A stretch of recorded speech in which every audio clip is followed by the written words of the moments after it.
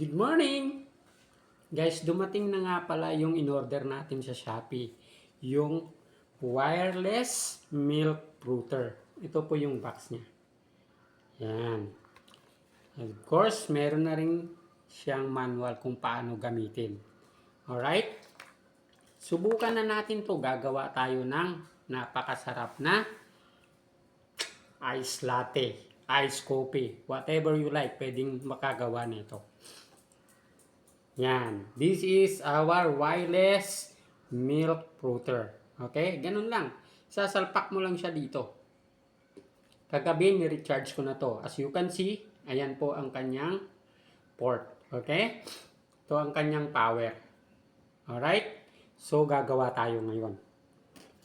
Ako kasi, ayoko nang matamis sobra yung ice coffee. Kaya, gamit tayo ng half teaspoon sugar.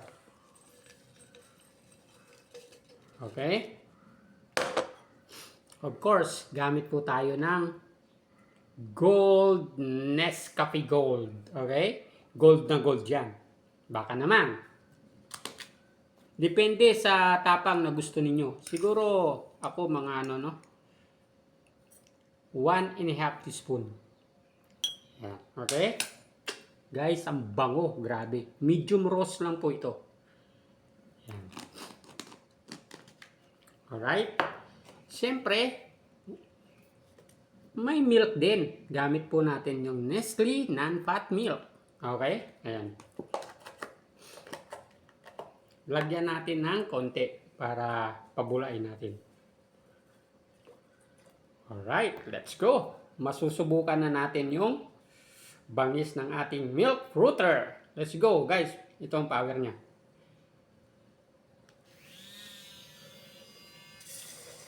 Yun. Kita nyo naman.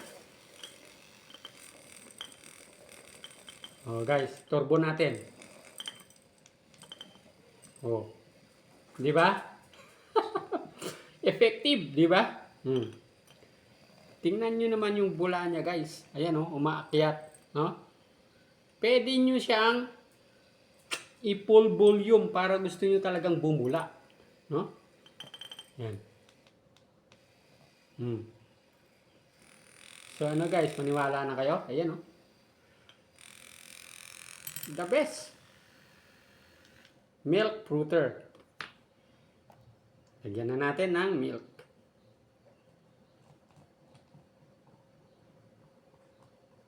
Oh. Look at the color, guys. And the bubbles. Yung fruit niya mismo. Umakyat na hanggang dito.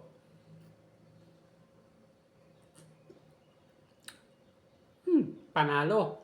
Tama ang tamis. Tama ang timpla.